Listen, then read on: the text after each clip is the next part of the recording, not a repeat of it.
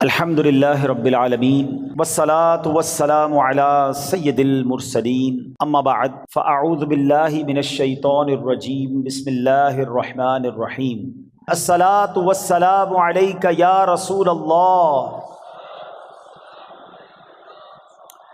وعلی آلک واصحابک یا حبیب اللہ الصلاۃ والسلام علیک یا نبی اللہ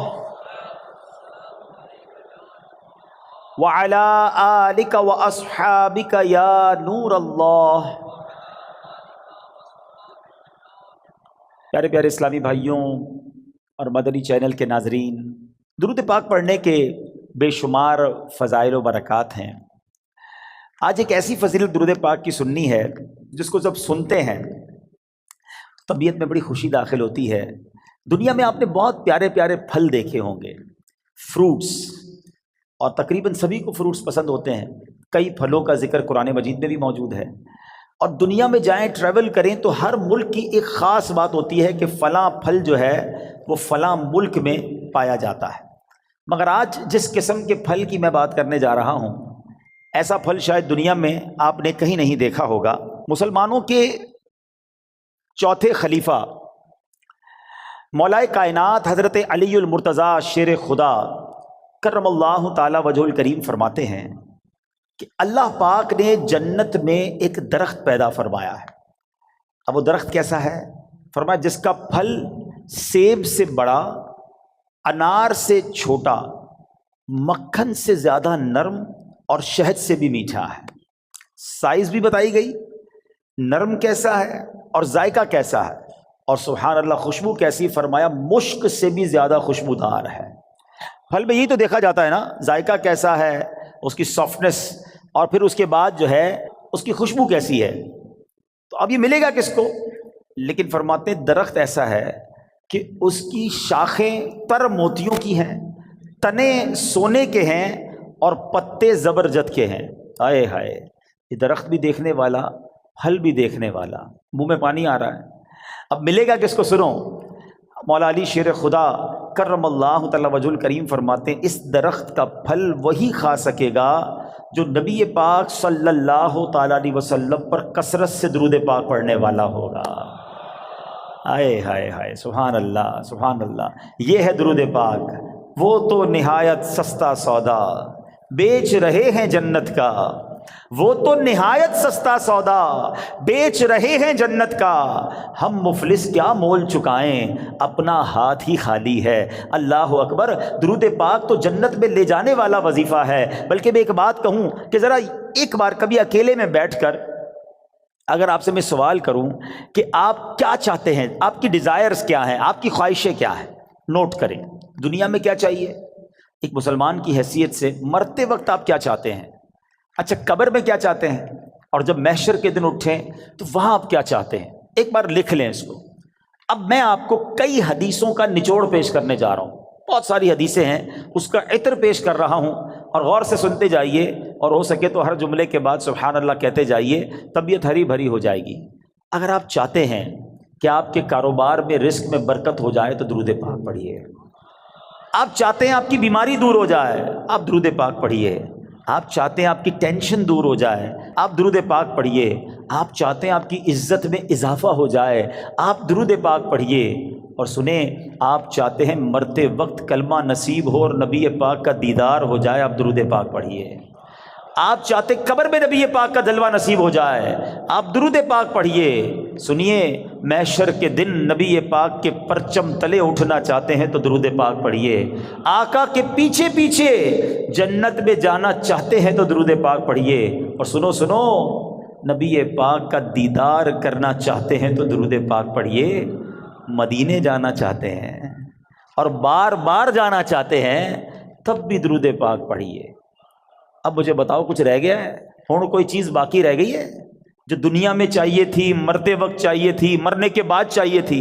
کاروبار بھی اچھا ہو جائے، رزق میں برکت ہو جائے، ٹینشنیں دور ہو جائیں، ذلیل نہ ہوں، عزتیں بڑھ جائیں، کلمہ مل جائے، نبی پاک کا دیدار ہو، جب تک زندہ رہوں مدینے جاتا رہوں، اور خواب میں آقا کی زیارت بھی ہو جائے، پھر نبی پاک جنت میں ساتھ لے جائیں، پھر بچتا کیا ہے؟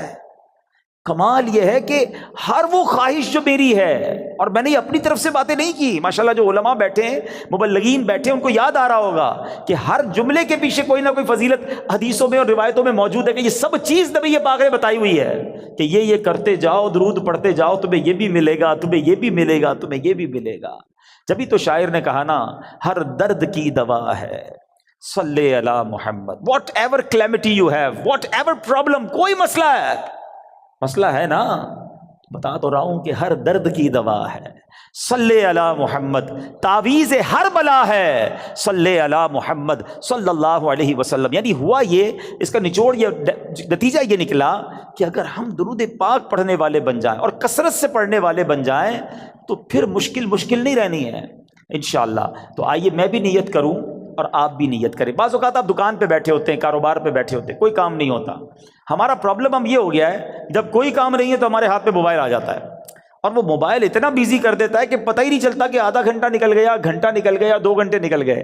اللہ کرے یہ مائنڈ سیٹ بن جائے کہ یہ وقت بہت قیمتی ہے، اگر فارغ بیٹھا ہوں دکان پہ تو میری تسبیح بار آنی چاہیے، موبائل کی جگہ تسبیح بار آنی چاہیے کہ چلو یار 313 بار درود پاک پڑھ لیتا ہوں، 100 بار کلمہ پاک پڑھ لیتا ہوں۔ اچھا موبائل اٹھانا ہی ہے تو یار کوئی کام نہیں تو 10 منٹ میں 12 منٹ میں سورہ یاسین نہ پڑھ لوں، 1 سورہ یاسین پڑھوں گا 10 قرآن کا ثواب مل جائے گا۔ آپ سوچیں، کاروباری ہو نا تو بنو نا کاروباری، کہ تھوڑی تھوڑی دیر میں کیا کیا کما سکتا ہوں، کتنی فضیلتیں کما سکتا ہوں۔ تو اللہ کرے اپنے وقت کا صحیح استعمال کرنے والے ہم بن جائیں، اور میری اور آپ کی زبان ذکر و درود سے تر رہنے لگے۔ اچھا اس کا بینیفٹ یہ بھی ہوگا، آخرت میں تو اجر ملے گا، اللہ کی رحمت سے کاروبار پر بھی برکتیں نازل ہونا شروع ہو جائیں گی۔ واقعہ ہے ایک شرابی کا، اور اس شرابی کی زندگی میں ایک ایسا ٹرننگ پوائنٹ آیا جس نے اس کی زندگی کو بدل کر رکھ دیا اور کہاں پہنچا دیا۔ بہت امیزنگ اسٹوری ہے۔ ماجرا یہ تھا کہ وہ شرابی شراب کے نشے میں دھت کہیں جا رہا تھا، راستے میں ایک کاغذ پر نظر پڑی۔ ماشاءاللہ یہاں قرآن پڑھنے والے، پڑھانے والے، اپنی دکانوں پر بھی ماشاءاللہ مدرسہ لگانے والے موجود ہیں۔ تو آج قرآن پاک کی صرف ایک آیت کی فضیلت کی میں نے بات کرنی ہے۔ پورے قرآن کی شان تو نرالی ہے، ایک آیت میں کیا کچھ ہے اس سے اندازہ ہوگا کہ پھر رب کے کلام میں کتنی عظمتیں ہیں۔ تو وہ جو شراب کے نشے میں دھت جا رہے تھے، انہوں نے دیکھا کہ ایک کاغذ کا ٹکڑا پڑا ہے اور اس پر بسم اللہ الرحمن الرحیم لکھا ہوا ہے۔ اب اس کو خیال آیا کہ میرے رب کا نام زمین پر، ادب کا خیال آیا، عزت کا خیال آیا کہ یہ نہیں ہونا چاہیے۔ حالانکہ وہ غلط کام کر رہے تھے، شراب میں تھے، مگر عطر خریدا، اس کاغذ کے ٹکڑے کو صاف کیا، اسے عطر لگایا اور بلند جگہ پر رکھا۔ اس کے بعد وہ اپنے کام میں مگن ہو گئے۔ اسی رات ایک بزرگ کو خواب میں زیارت ہوئی کہ جاؤ میرے اس بندے کو جا کر کہو کہ تم نے میرے نام کو پاک اور صاف جگہ پر رکھا، بلند جگہ پر رکھا، ہم تمہارے نام کو بھی بلند کریں گے۔ اب بزرگ اس بندے کو جانتے تھے، کہ وہ تو شرابی ہے، شرابی کے لیے یہ پیغام کیسے ہو سکتا ہے؟ تو کہتے لگتا ہے خواب میں کوئی غلط فہمی ہوئی، دوبارہ سو گئے، دوبارہ سوئے تو پھر دوسری بار یہی پیغام، پھر سوچا نہیں اس بندے کے لیے پیغام نہیں ہو سکتا، تیسری بار خواب میں یہی پیغام دیا گیا۔ اب وہ بزرگ تلاش کرنے نکلے کہ وہ کدھر ہے شراب پینے والا۔ ڈھونڈتے ڈھونڈتے جب پتہ چلا تو پتہ چلا اس وقت بھی وہ شراب کی محفل میں ہی بیٹھے ہوئے تھے۔ آواز دی کہ باہر آئیے، وہ تو شراب کے نشے میں مست، تو کسی کو بھیجا کہ جاؤ کہو تمہارے لیے پیغام آیا ہے۔ کہ میرے لیے کون پیغام لایا ہے؟ بہرحال پوچھو کس کا پیغام لائے ہو؟ جو بزرگ شراب خانے کے باہر کھڑے تھے نا، کہ اندر جا کر اسے بتا دو اللہ کا پیغام لایا۔ اب جب یہ سننا تھا تو جھرجھری سی آ گئی، کھڑے ہوئے باہر آئے، اور جب یہ بات بزرگ نے بتائی کہ مجھے تو نہیں پتا تم نے کیا کیا ہے، 3 بار خواب میں مجھے یہ کہا گیا ہے کہ تمہیں بتا دوں، تم نے رب کے نام کو جو تعظیم کی ہے، بسم اللہ الرحمن الرحیم کو معطر کیا، اسے بلند جگہ پر رکھا ہے، مجھے یہ پیغام ملا ہے کہ تمہیں بھی تمہارے نام کو بلندی دی جائے گی، تمہیں عزت اور مرتبہ دیا جائے گا۔ جب یہ سنا کہ میں شراب کے نشے میں دھت اور میرا رب مجھ پہ اتنا مہربان، اس بندے نے توبہ کی، اللہ سے معافی مانگی اور عبادتوں میں لگ گئے۔ اے میرے پیارے اسلامی بھائیوں، یہ انقلاب جو شراب کے نشے میں دھت شخصیت کو اللہ کا ولی بنا گیا، یہ کون تھے؟ یہ کوئی اور نہیں حضرت بشر حافی رحمۃ اللہ تعالیٰ علیہ تھے. یہ زمانے کے ولی بنے. حافی کہتے ہیں ننگے پیر رہنے والے کو. آپ معرفت الہی اور اللہ کی یاد میں اتنے گم رہنے لگے کہ آپ چپل ہی نہیں پہنتے تھے.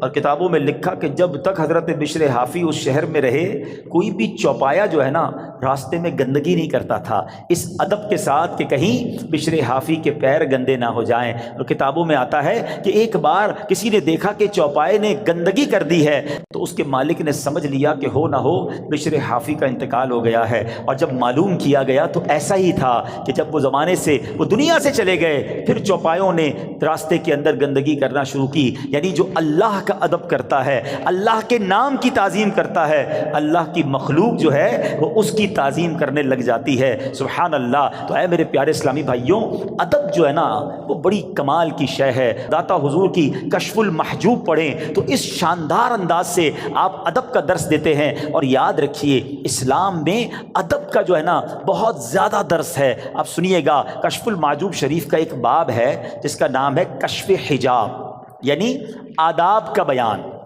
اس باب میں داتا گنج بخش علی حجویری رحمۃ اللہ تعالی علیہ نے بنیادی طور پر 3 چیزیں ذکر فرمائی. نمبر 1 ادب کسے کہتے ہیں، نمبر 2 ادب کی قسمیں کتنی ہیں، اس کی کیٹیگریز کیا کیا ہیں، اور نمبر 3 مختلف آداب زندگی اس میں بیان کیے گئے. اور سبحان اللہ داتا گنج بخش جو ہے ادب کی اہمیت بیان کرتے ہوئے فرماتے ہیں کہ ہر شخص کے لیے اس کے مقام کے مطابق علیحدہ آداب ہیں. مروت، سنت اور عزت کی حفاظت ادب ہی کے ذریعے ہوتی ہے. اور پھر آپ نے قرآن پاک کی آیت جو ہمیں درس دیتی ہے آپ نے وہاں پر تحریر فرمائی. سبحان اللہ. اللہ قرآن میں کیا فرماتا ہے، یا ایھا الذین آمنوا قوا انفسکم واہلیکم نارا وقودھا الناس والحجارہ. اللہ قرآن میں فرماتا ہے اے ایمان والو اپنی جانوں اور اپنے گھر والوں کو اس آگ سے بچاؤ جس کے ایندھن آدمی اور پتھر ہیں. اب بچانے کا طریقہ کیا ہے؟ صحابی رسول سلطان المفسرین حضرت عبداللہ ابن عباس رضی اللہ تعالیٰ عنہ اس آیت کریمہ کی تفسیر میں فرماتے ہیں ای فقہوہم وادبوہم، یعنی اے ایمان والو تم پر لازم ہے کہ خود کو بھی اور اپنے اہل خانہ یعنی اپنی فیملی کو بھی جہنم کی آگ سے بچاؤ. مگر یہ ہوگا کیسے؟ تم کس طرح خود کو اور اہل خانہ کو آگ سے بچا سکتے ہو؟ اس کا طریقہ یہ ہے فقہوہم، خود بھی علم دین سیکھو، دین کی علم حاصل کرو، اپنی فیملی کو اپنے بچوں کو بھی دین کی سمجھ عطا کرو. ادبوہم، خود بھی ادب یعنی مینر سیکھو اور اپنی فیملی کو اپنے بچوں کو بھی آداب سکھاؤ. اور یہ ہے طریقہ جہنم کی آگ سے بچنے کا. تو پتہ چلا کہ ادب کا کتنا بڑا مقام ہے. مسلمانوں کی پیاری امی جان حضرت عائشہ صدیقہ طیبہ طاہرہ رضی اللہ تعالی عنہا سے روایت ہے اللہ پاک کے آخری نبی مکی مدنی رسول ہاشمی صلی اللہ تعالی علیہ وسلم نے فرمایا بچے کا اپنے باپ پر حق ہے کہ وہ اس کا اچھا نام رکھے اور اچھے آداب سکھائے. بادب بانصیب، ہمیشہ یاد رکھیں، بادب بانصیب اور بے ادب بد نصیب. اور مفسرین کرام سبحان اللہ ہماری تربیت فرماتے ہیں کہ اللہ پاک نے حضرت موسیٰ علیہ السلام جب کوہ طور پر آئے تھے، حاضر ہوئے تھے، تو کیا فرمایا؟ اللہ نے قرآن میں حضرت موسیٰ سے کیا فرمایا؟ بے شک میں تیرا رب ہوں تو تو اپنے جوتے اتار ڈال، بے شک تو پاک جنگل طوا میں ہے. اس کی تفسیر میں مفسرین نے لکھا کہ اللہ پاک نے جو حضرت موسیٰ علیہ السلام کو جوتے اتارنے کا حکم دیا اس کی وجہ یہ تھی کہ بادشاہوں کے دربار میں جوتے اتار کر حاضر ہونا یہ ادب کا انداز ہے، اور خدا تو احکم الحاکمین ہے. تو حضرت موسیٰ اللہ کی بارگاہ میں وادی طوا میں جا رہے ہیں، لہٰذا حکم ہوا کہ اے موسیٰ اپنے رب کریم اور اس بابرکت وادی کے ادب میں نالین شریف اتار دیجئے. تو پتہ چلا ادب کا درس اللہ کریم کی طرف سے قرآن پاک میں جا بجا موجود ہے. اور سنیے حضرت جلال بصری رحمۃ اللہ تعالی علیہ فرماتے ہیں ایمان کا تقاضا یہ ہے کہ بندہ شریعت پر عمل کرے، لہٰذا جو شریعت نہیں جانتا وہ کامل ایمان والا نہیں، اور شریعت ادب سکھاتی ہے تو جو ادب نہیں جانتا اس کا ایمان کامل نہیں. سیدی اعلیٰ حضرت امام عشق و محبت کیا فرماتے ہیں؟ لا دین لمن لا ادب لا. اعلیٰ کہتے ہیں اس کا دین ہی نہیں ہے جس میں ادب نہیں ہے. تو یاد رکھیے با ادب با نصیب، بے ادب بد نصیب۔ اچھا پھر پرابلم یہ ہے ادب جو ہے نا وہ صحبت سے بھی آتا ہے۔ با ادب لوگوں کے ساتھ آپ بیٹھیں، آپ کو ان کو بزرگوں میں ادب کرنا نظر آئے گا، اولیاء کی ادب کی بات کریں گے، جب صحابہ اور اہل بیت کی بات کریں گے تو زبان سے بڑے ادب والے الفاظ نکلیں گے۔ مگر آج پرابلم یہ ہے کہ بے ادبوں سے دوستی، بے ادبوں کی باتیں سنتے سنتے زبان بھی بے ادب ہو جاتی ہے۔ تو اے میرے پیارے اسلامی بھائیوں، آج سیدی اعلیٰ حضرت کا یہ پیغام لے جاؤ، لا دین لمن لا ادب لا، اس کا دین ہی کمپلیٹ نہیں ہوتا ہے جس کے اندر ادب نہیں ہوتا ہے۔ اور یہی درس داتا حضور داتا گنج بخش علی حجویری رحمۃ اللہ تعالیٰ علیہ کا ہے۔ ہم سب نے یہ نیت کرنی ہے کہ ہمیں صحبت بھی اختیار کرنی ہے، ماحول بھی اختیار کرنا ہے، دوستی بھی کرنی ہے تو ادب والوں کے ساتھ کرنی ہے، عشق والوں کے ساتھ کرنی ہے، جو اولیاء کا ادب کریں، جو صحابہ کا ادب کریں، جو اہل بیت کا ادب کریں، جو انبیاء کا ادب کریں، اور جو ہمارے آقا جناب رسول اللہ صلی اللہ تعالیٰ علیہ وسلم کا دل و جان سے ادب کریں۔ تو بہرحال اس ایک واقعے میں جہاں ادب کا درس ملا، حضرت بشر حافی کو مقام کیسے مل گیا؟ بظاہر کون سی نماز تھی، کون سا سجدہ تھا، کون سا صدقہ تھا، ادب نے زمانے کا ولی بنا دیا۔ اور بے ادبی جو ہے نا وہ بندے کو تخت سے تختے پر لے آتی ہے، سب برباد ہو جاتا ہے۔ ابلیس شیطان عبادت گزار تھا نا، معلم الملکوت تھا، فرشتوں کا استاد تھا، جنت کا خزانچی تھا، بے ادبی کی نا، حضرت آدم علیہ الصلوۃ والسلام کو سجدہ نہیں کیا، بلکہ بڑے جس کو کہنا کہ تکبرانہ انداز میں کہا کہ میں کیوں سجدہ کروں، انا خیر من، اے اللہ میں اس سے بہتر ہوں، خلقتنی من نار وخلقتہ من طین، تو نے مجھے نار سے آگ سے بنایا، ان کو مٹی سے بنایا ہے۔ بے ادبی، ایک بے ادبی نے عزازیل کو، فرشتوں کے استاد کو ابلیس بنا دیا، مردود قرار دے دیا گیا۔ آج میں اور آپ سوچیں کہ اگر ہماری زبان میں ادب نہیں ہے، ہمارے انداز میں ادب نہیں ہے، تو ہم کہیں مارے نہ جائیں۔ اور ادب کی تعلیم ہمیں اپنے بچوں کو دینی ہے، اپنی فیملی کو دینی ہے۔ تو ایک پہلا درس آج کے بیان سے ادب کا لے کے جانا ہے۔ اور سبحان اللہ، اے اہل سنت والو تمہیں مبارک ہو، تمہیں کمال کا مسلک اور کمال کی کہتے ہیں نا منہج ملا ہے، خوبصورت راستہ ملا ہے، دین کا کیا خوبصورت حصہ ملا ہے کہ جب بھی آپ عاشقان اہل بیت سے، اہل سنت والوں سے ملتے ہیں نا، سبحان اللہ، وہ صحابہ سے بھی پیار کرتے نظر آئیں گے، وہ اہل بیت سے بھی پیار کرتے نظر آئیں گے، وہ اولیاء سے بھی محبت کی بات کریں گے۔ کچھ لوگ کسی کے پاس جاؤ صحابہ کی بات کرتے ہیں، اہل بیت کی بات نہیں کرتے، کچھ اہل بیت کی بات کریں تو صحابہ کی بات نہیں کرتے۔ اہل سنت والوں تمہارا بیڑا پار ہے، اور کیوں نہ ان ہستیوں سے ہم پیار کریں، کیونکہ یہ راستہ تو نبی پاک نے ہمیں دکھایا ہے۔ سبحان اللہ، میرے آقا نبی پاک علیہ الصلوۃ والسلام اپنے صحابہ کے بارے میں کیا فرماتے ہیں؟ فرماتے اصحابی کالنجوم فبأیہم اقتدیتم اہتدیتم، میرے صحابہ ستاروں کی مانند ہیں، لائک اسٹارز، کسی کی بھی پیروی کر لو تم ہدایت پا جاؤ گے۔ صحابہ کو ستارے کہا، اور سبحان اللہ اپنی آل کو کیا فرمایا؟ ایک حدیث کا مضمون ہے، میرے آقا فرماتے میری آل میری امت کے لیے کشتی نوح کی مانند ہے، جو اس میں سوار ہو گیا اس کا بیڑا پار لگ جائے گا۔ تو یہ تو دونوں ہمارے لیے ضروری ہے نا، ہماری دونوں آنکھیں ہیں، صحابہ بھی دل و جان سے ہمیں پیار ہے، اہل بیت پہ جان قربان ہے۔ تو سبحان اللہ، بریلی کے تاجدار امام عشق و محبت نے اہل سنت کا یہ عقیدہ کس شان سے اور کس پیارے انداز میں بیان کیا، اور ان دونوں حدیثوں کا عطر عطا کر دیا۔ دیکھیں آج جو پڑھے لکھے لوگ بیٹھے ہیں، آج کل تو کمپاس وغیرہ آ گئے اور اس سے پانی کے جہاز راستہ ڈھونڈ لیتے ہیں، مگر ایک زمانہ ایسا تھا کہ کشتی چلانے والے ستاروں سے راستہ ڈھونڈتے تھے۔ تو دو چیزیں چاہیے ہوتی تھیں سفر کمپلیٹ کرنے کے لیے، اچھی کشتی اور ستارے۔ سبحان اللہ، اب دیکھو بریلی کے تاجدار کیا کہتے ہیں، فرماتے ہیں اہل سنت کا ہے بیڑا پار، اصحاب حضور نجم ہے اور ناؤ ہے عطرت رسول اللہ کی۔ نجم کہتے ہیں ستاروں کو، ہمارے تو ستارے صحابہ ہیں اور ہماری کشتی اہل بیت ہیں، تو پھر بیڑے نے پار ہی لگنا ہے نا انشاءاللہ۔ تو سبحان اللہ، ہر صحابی نبی، تو ادب، سب کا ادب، اولیاء کا ادب، بلکہ اولیاء کا، صحابہ کا، اہل بیت کا تو اپنی جگہ کرنا ہی کرنا ہے۔ ہمیں نارمل مسلمانوں سے بھی ادب سے بات کرنی ہے، ہمیں کیوں کسی کو ذلیل کرنا ہے، کیوں کسی سے لڑائی کرنی ہے، کیوں کسی کو طنز کرنا ہے۔ ایک بات یاد رکھیے گا، اللہ کریم نے اپنے اولیاء کو اپنے بندوں میں چھپا کر رکھا ہے۔ ہمیں نہیں پتا کون اللہ کا ولی ہو سکتا ہے، یہاں کوئی رب کے ایک نہیں، ایک سے زیادہ ولی بیٹھے ہوں، اچھا علماء یہ بھی بتاتے ہیں کہ اس بندے کو بھی نہیں پتا ہوتا کہ وہ ولایت کی منزل میں پہنچ چکا ہے، اللہ جسے چاہے اپنا ولی بنا لے۔ تو اب ہم اللہ کے کسی ولی سے لڑ رہے ہیں، اس کو ڈانٹ رہے ہیں، اس کو جھڑک رہے ہیں، اس کو ذلیل کر رہے ہیں کیونکہ میرا ملازم ہے، کیونکہ وہ غریب ہے اس لیے نہیں۔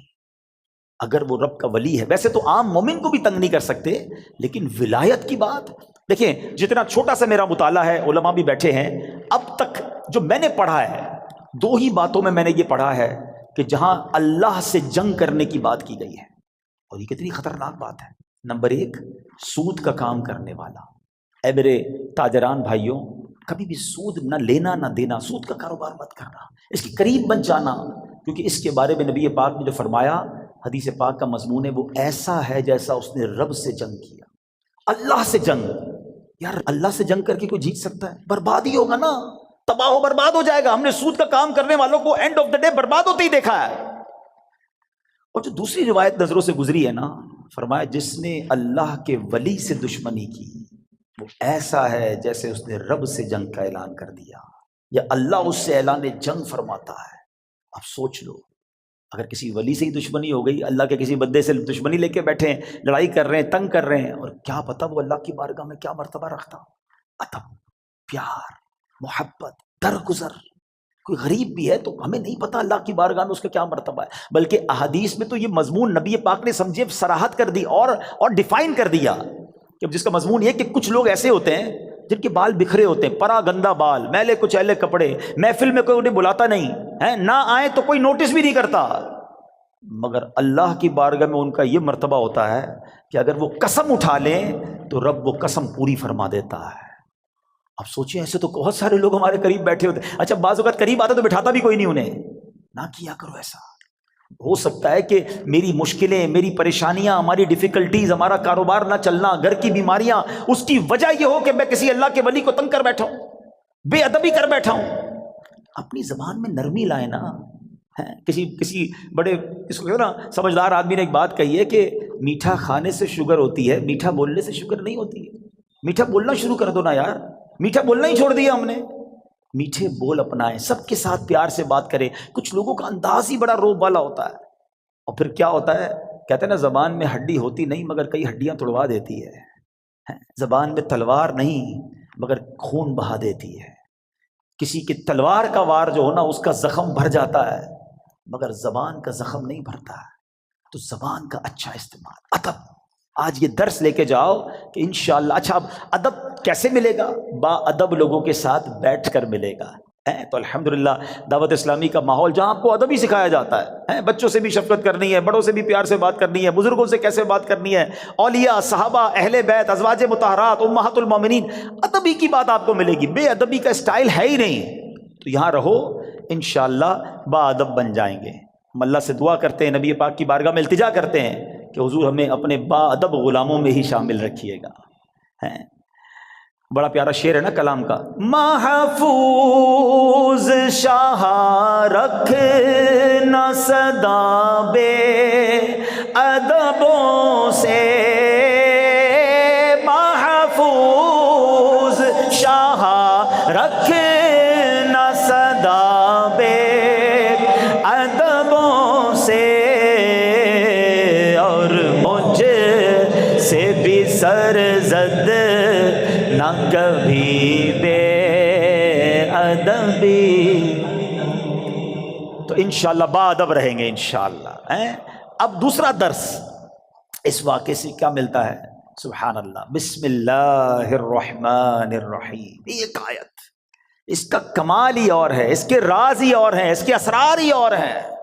قرآن پاک کی تو شان ہی نرالی ہے، مگر آج فقط کچھ باتیں میں آپ کو اللہ کے اس مبارک کلام کی اس ایک آیت کے رموز، اسرار، سیکرٹس، فضائل سنے تو عقل حیران ہو جاتی ہے۔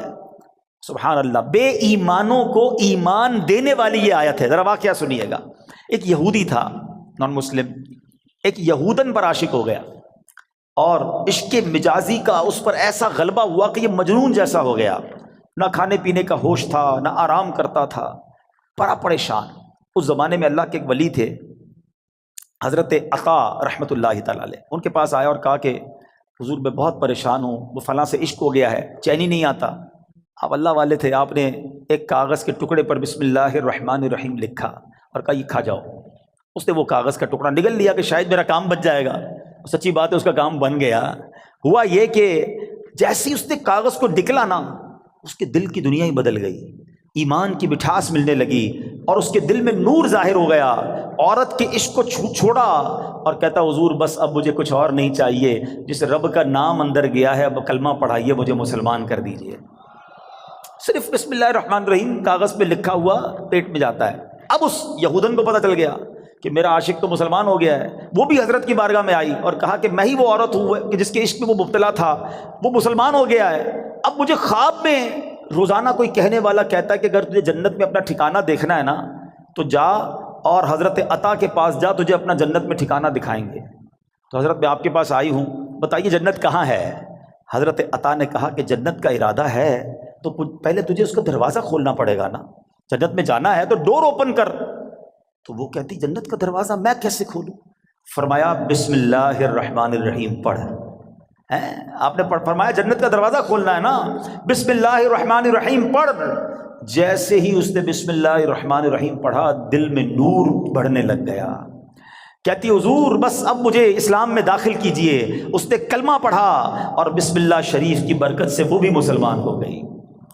اسی رات جب وہ نو مسلم خاتون جو ہے رات کو سوئی تو خواب میں جنت میں داخل ہوئی، خوبصورت محل دیکھا، گنبد دیکھے، ایک گنبد پر لکھا تھا بسم اللہ الرحمن الرحیم لا الہ الا اللہ محمد الرسول اللہ۔ عورت نے یہ الفاظ پڑھے تو کسی پکارنے والے نے کہا اے پڑھنے والی، اللہ پاک نے یہ سب تجھے عطا فرما دیا ہے۔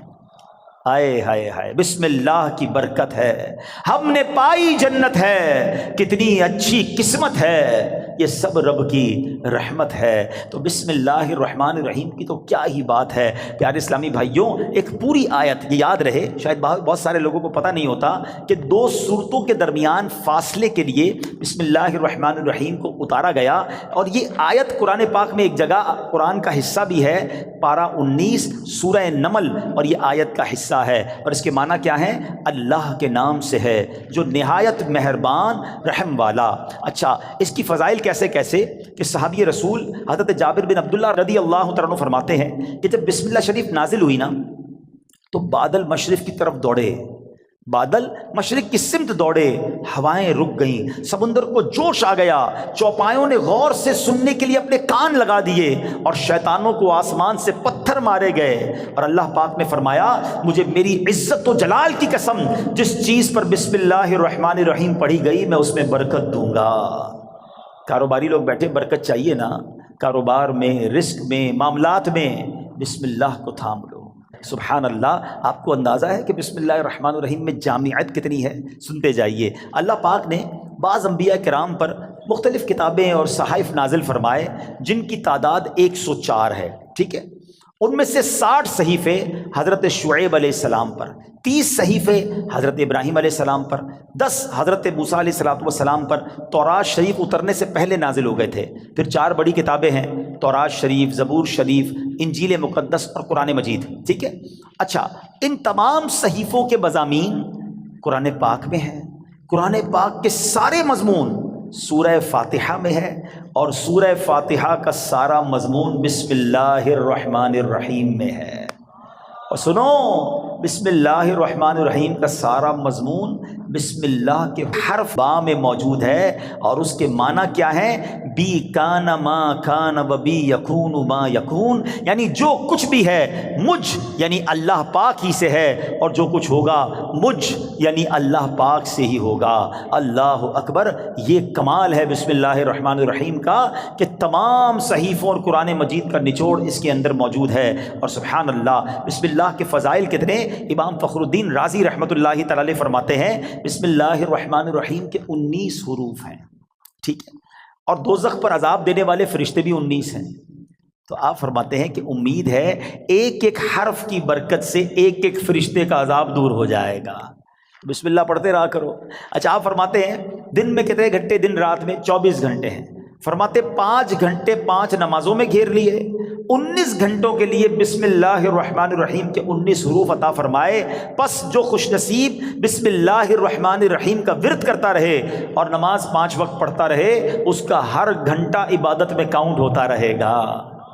تو یہ کمال کا وظیفہ ہے۔ نارملی ہماری توجہ اس طرف نہیں جاتی ہے۔ اچھا بعض اوقات ہم لوگ کہتے ہیں ہمارے کام ادھورے رہ جاتے ہیں، کام شروع کرتے ہیں، ڈیل بنتے بنتے رہ جاتی ہے، کام ادھورا رہ جاتا ہے، پوری نہیں ہو پاتی ہماری بات۔ سنیے، اللہ پاک کے پیارے اور آخری نبی صلی اللہ تعالیٰ علیہ وسلم نے فرمایا، جو بھی اہم کام بسم اللہ سے شروع نہیں کیا جاتا وہ ادھورا رہ جاتا ہے۔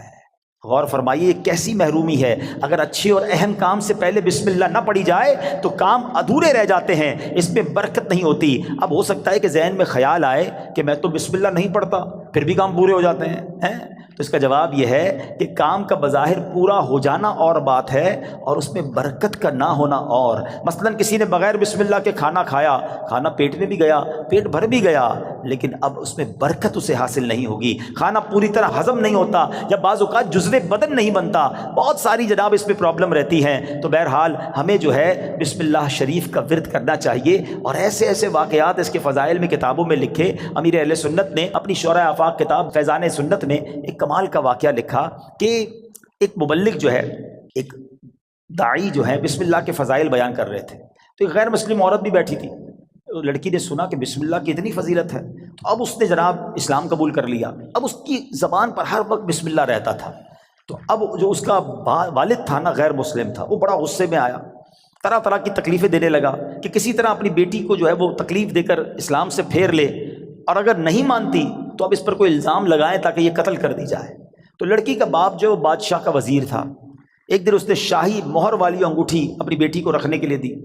بیٹی نے انگوٹھی لی اور بسم اللہ الرحمن الرحیم کہہ کر انگوٹھی پہلے وصول کی، بسم اللہ الرحمن الرحیم پڑھ کر، اور اس کے بعد اس نے بسم اللہ الرحمن الرحیم پڑھ کر جیب میں ڈال دی۔ رات کو جب وہ سوئی تو والد نے انگوٹھی جیب سے نکالی اور دریا میں ڈال دی کہ اب صبح جب انگوٹھی نہیں ہوگی تو اس کو پکڑا دوں گا اور یہ ماری جائے گی۔ تو اب جیسے ہی وہ انگوٹھی دریا میں ڈالی، اللہ کا کرنا ایسا ہوا کسی مچھلی نے وہ انگوٹھی کو نگل لیا۔ صبح کو ایک شکاری نے جال ڈالا، اتفاق سے وہی مچھلی جال میں آ گئی۔ اس نے لا کر وہی مچھیرے نے اسی وزیر کو وہ مچھلی لا کے تحفے میں دی۔ وہ وزیر جو ہے اپنی بیٹی کو مچھلی دیتا ہے کہ بیٹی اس کو پکاؤ، تو بیٹی نے بسم اللہ الرحمن الرحیم پڑھ کر جو ہے وہ مچھلی کو کھولا، اس کو چاک کیا، اندر وہی انگوٹھی موجود تھی۔ پھر بسم اللہ پڑھی اور انگوٹھی اپنے پاس رکھ لی۔ والد صاحب نے ناشتے کے بعد کہا بیٹی وہ انگوٹھی کدھر ہے؟ بسم اللہ پڑھ کر وہ انگوٹھی واپس کر دی کہ یہ انگوٹھی واپس آ گئی۔ اللہ اکبر! اب باپ حیران کہ یہ کیسے ہوا؟ تو اس نے کہا میں نے تو کوئی بھی کام جو بھی کیا اللہ کے نام سے شروع کرتی گئی، رب نے مشکل سے نکال دیا۔ ہمارا پرابلم یہی ہے، ہم بہت ساری فضول باتیں کرتے ہیں، اللہ کا ذکر نہیں کرتے، اللہ کا نام نہیں لیتے۔ اپنے ہر جائز کام سے پہلے بس عادت بنا لو، بسم اللہ الرحمن الرحیم، بسم اللہ الرحمن الرحیم، پھر آپ اس کی انشاءاللہ برکتیں دیکھیں گے۔ سبحان اللہ! یہ جو ہم کھانا کھاتے ہیں نا، اس کے بارے میں آتا ہے کہ کھانے سے پہلے پیارے آقا علیہ الصلوۃ والسلام فرماتے ہیں کہ جس کھانے پر بسم اللہ نہ پڑھی جائے وہ کھانا شیطان کے لیے حلال ہو جاتا ہے۔ یعنی بسم اللہ نہ پڑھنے کی صورت میں شیطان اس کھانے میں شریک ہو جاتا ہے۔ ایک بار کیا ہوا کہ حضرت ابو ایوب انصاری فرماتے ہیں کہ ہم نبی پاک کے ساتھ حاضر تھے، کھانا پیش کیا گیا، ابتدا میں بڑی برکت ہو رہی تھی کھانے میں، اور تھوڑی دیر ہوئی تو بڑی بے برکتی شروع ہو گئی۔ تو ہم نے عرض کی یا رسول اللہ صلی اللہ تعالیٰ علیہ وسلم ایسا کیوں ہوا؟ تو نبی پاک علیہ الصلوۃ والسلام نے فرمایا ہم سب نے کھانا کھاتے وقت بسم اللہ پڑھی تھی، مگر ایک شخص تھوڑی دیر کے بعد آیا اور بغیر بسم اللہ پڑھے کھانے میں شامل ہو گیا، اس کے ساتھ شیطان نے بھی کھانا کھانا شروع کر دیا۔ تو کھانے کی بے برکتی بھی بغیر بسم اللہ کے ہوتی ہے۔ اچھا پھر بی بی عائشہ صدیقہ فرماتی ہیں کہ جب کوئی شخص کھانا کھائے تو اللہ پاک کا نام لے، یعنی بسم اللہ پڑھے، اور اگر نہیں پڑھ سکا، شروع میں پڑھنا بھول گیا، تو پھر یوں کہے بسم اللہ اولہ و آخرہ، تو انشاءاللہ اس کی برکت سے وہ جو بے برکتی والا معاملہ ہے وہ بھی دور ہو جائے گا۔ اچھا اب وہی والی بات کہ حفاظت کیسے ہوتی ہے بسم اللہ سے۔ ایک مرتبہ صحابی رسول حضرت خالد بن ولید رضی اللہ تعالیٰ کچھ مجوسی آئے، آتش پرست، کہا ہمیں ایسی کوئی نشانی بتائیں، اگر آپ اسلام سچا مذہب ہے تو کوئی ایسی نشانی بتائیں کہ ہم اسلام کی حقانیت کو مان لیں۔ حضرت خالد بن ولید نے زہر قاتل منگوایا اور بسم اللہ الرحمن الرحیم پڑھ کر اسے پی لیا۔ بسم اللہ کی برکت سے آپ پر اس زہر نے اثر نہیں کیا۔ یہ منظر دیکھ کر وہ آگ کی پوجا کرنے والے پکار اٹھے کہ سبحان اللہ، دین اسلام حق ہے، اللہ اکبر، وہ یقین تھا نا، اللہ کے ولی صحابی رسول ہیں، بسم اللہ پڑھ کر زہر پی لیا کہ اللہ کے نام سے پی رہا ہوں تو رب حفاظت کرے گا۔ وہ توکل کا لیول تھا کہ زہر نے اثر نہیں کیا۔ تو اے میرے پیارے اسلامی بھائیوں، یہ شان ہے بسم اللہ کی۔ اچھا، صرف کھانے پینے سے پہلے نہیں، ہر کام سے پہلے بسم اللہ پڑھیں۔ اب آپ وضو کر رہے ہیں نا، دیکھیں کتنے ثواب ملٹیپلائی ہو جاتا ہے۔ حضرت ابو ہریرہ رضی اللہ تعالیٰ عنہ راوی ہیں، اور نبی پاک صلی اللہ تعالیٰ علیہ وسلم نے فرمایا، اے ابو ہریرہ، جب تم وضو کرو تو بسم اللہ والحمدللہ پڑھ لیا کرو۔ جب تک تمہارا وضو باقی رہے گا اس وقت تک فرشتے تمہارے نامہ اعمال میں نیکیاں لکھتے رہیں گے۔ ہم تو وضو کرتے نماز پڑھ لیتے، لیکن جتنی دیر وضو رہے گا پڑھنا کیا ہے؟ ذرا دوہرا بھی لے میرے ساتھ، بسم اللہ والحمدللہ، بسم اللہ والحمدللہ، بسم اللہ والحمدللہ۔ اچھا، تفسیر نعیمی میں ایک اور جگہ کہاں بسم اللہ پڑھنا ہے، کہتے جو شخص کسی جانور پر سوار ہوتے وقت بسم اللہ اور الحمدللہ پڑھ لے تو اس جانور کے ہر قدم پر اس سوار کے حق میں ایک نیکی لکھی جاتی رہے گی۔ آپ جانور پر سواری نہیں کرتے، گاڑی میں بیٹھتے ہوئے پڑھ لیں بسم اللہ اور الحمدللہ، پھر پوری دعا بھی پڑھ لیں سبحان الذی سخر لنا، اگر وہ یاد ہے، نہیں تو کم از کم بسم اللہ اور الحمدللہ ضرور پڑھ لے۔ اسی طرح جو کشتی میں سوار ہوتے وقت بسم اللہ اور الحمدللہ پڑھ لے، جب تک وہ اس میں سوار رہے گا اس کے لیے نیکیاں لکھی جاتی رہیں گی۔ ثواب کا میٹر ہے مگر ہم پڑھتے نہیں ہیں۔ اگر یہی ہمیں کوئی کہے کہ جناب آپ اپنی گاڑی میں بیٹھے اور بسم اللہ اور الحمدللہ پڑھ لیں، آپ آج کا پیٹرول فری ہو جائے گا، تو بندہ پھر بغیر بسم اللہ الحمدللہ پڑھے گا تو کبھی بھی نہیں بیٹھے گا۔ وہ چاہیے دنیا کا نفع بتاؤ مولوی صاحب، میں آپ کو آخرت کا نفع، نیکیوں کا نفع، ہر قدم پر ثواب کی آپ کو بشارتیں سنا رہا ہوں، تو پلیز اس وظیفے کو تھام لیجئے۔ اور ایک اور بات، اپنے بچوں کو بھی بسم اللہ کی عادت ڈالیں، یہ اللہ کو اتنا پسند ہے۔ آئے ہائے، ذرا واقعہ سنیے گا۔ حضرت عیسیٰ علیہ السلام جو ہے ایک قبر کے پاس سے گزرے، آپ اللہ کے نبی تھے، اللہ نے ایسی نگاہ دی تھی کہ آپ نے دیکھ لیا کہ قبر میں عذاب ہو رہا ہے۔ کچھ عرصے کے بعد آپ پھر وہاں سے گزرے تو قبر میں جو ہے وہ نور کی کرنیں ہیں، عذاب دور ہو گیا۔ تو آپ نے اللہ کی بارگاہ میں عرض کی کہ مولا، یہ پہلے عذاب اور اب اس کی قبر میں عذاب دور ہو گیا، نور برس رہا ہے، اس کا راز کیا ہے، سیکرٹ کیا ہے؟ سنو ذرا۔ اے وہ خوش نصیبوں جو اپنے بچوں کو قرآن پڑھاتے ہو، اے وہ خوش نصیبوں جن کے بچے حافظ بن رہے ہیں، اے وہ اسلامی بھائیوں تمہیں مبارک ہو جو بچے کو دین سکھاتے ہو۔ باپ گناہ گار، قبر میں عذاب ہو رہا تھا، اللہ کی طرف سے ارشاد ہوا جب یہ انتقال کیا نا اس بندے نے، بڑا گناہ گار تھا، اس کی وجہ سے عذاب ہو رہا تھا، لیکن جب اس کا انتقال ہوا اس وقت اس کی وائف جو تھی پریگننٹ تھی، امید سے تھی، اس کے انتقال کے بعد لڑکا پیدا ہوا۔ کچھ عرصے کے بعد یہ لڑکا اتنا بڑا ہو گیا کہ اس کی ماں نے اسے مدرسے بھیجا، مکتب بھیجا، استاد نے بچے کو بسم اللہ پڑھائی۔ اے موسیٰ، مجھے حیا آئی، مجھے شرم آئی کہ میں اس شخص کو زمین کے اندر عذاب دوں جس کا بچہ زمین کے اوپر مجھے رحمان اور رحیم کے نام سے پکار رہا ہے۔ ہائے ہائے ہائے، میرا بچہ قرآن پڑھے اور میری قبر میں رحمتوں کی برسات ہو جائے، اور مجھے کیا چاہیے؟ خدا را اپنے بچوں کو قرآن پڑھاؤ۔ ہم لوگ آج لگ گئے، دوڑ میں لگ گئے، جناب فلاں یونیورسٹی، فلاں کالج، فلاں ڈگری، فلاں پی ایچ ڈی، فلاں software. We are not against, ہم دعوت اسلامی والے دنیا کی پڑھائی کے خلاف نہیں ہیں، لیکن دنیا کے پیچھے اتنا تو مت بھاگو نا کہ ہم اپنے دین کو ہی بھول جائیں، ہمارے بچوں کو قرآن ہی نہ آئے، ہمارے بچے حدیث ہی نہ جانے، ادب ہی نہ جانے۔ آج جناب بہت زیادہ ہم آگے دنیا کی طرف چلے گئے۔ میں 2-3 ایگزامپل دیتا ہوں، اگر آپ کو لگتا ہے ایسا نہیں ہے تو کبھی گھر میں ڈنر پر بیٹھے ہوں، بچے ساتھ ہوں، فیملی ساتھ، ایک چھوٹا سا ٹیسٹ لو نا اپنے بچوں اور فیملی کا۔ چلو بچوں آج ایک چھوٹا سا ایک ٹیسٹ لیتے ہیں، وہ انٹرسٹ بھی لیں گے، بیٹا جاؤ کاپی پینسل لے کر آ جاؤ، ٹھیک ہے؟ ان کو کہیں بیٹا پہلے صفحے پہ لکھو کہ تمہیں کتنے کرکٹرز کے نام یاد ہیں۔ تو ہو سکتا ہے کسی کا بیٹا یہ بھی کہے کہ ابا جان صرف نام لکھنے ہیں، آگے ریکارڈ بھی لکھنے ہیں، وہ بھی یاد ہوتے ہیں، ٹھیک ہے؟ اچھا بیٹا اگلے صفحے پہ لکھو کہ مزید کتنے اداکاروں کے نام یاد ہیں۔ معاذ اللہ، تو شاید 2-3 صفحے بھر دیے جائیں گے، گلوکاروں کے نام، سیاستدانوں کے نام 4-5 صفحے بھر گئے ہوں گے۔ اب پوچھنا بتاؤ کتنے نبیوں کے نام یاد ہیں، کتنے صحابہ کے نام اگلے صفحے پہ لکھو، اس کے اگلے صفحے پہ بیٹا لکھو کتنے ولیوں کے نام یاد ہیں۔ چھوٹا سا ٹیسٹ آپ کو بتا دے گا ہم کدھر جا رہے ہیں، ہمارے بچے کدھر جا رہے ہیں۔ ایک بات یاد رکھنا، میرا بیٹا میرے مرنے کے بعد گوگل، یاہو، فیس بک، واٹس ایپ، ٹویٹر، انسٹاگرام کھول کر ایصال ثواب نہیں کرے گا۔ اگر اسے قرآن پڑھنا آتا ہوگا تو وہ مجھے ایصال ثواب کرے گا۔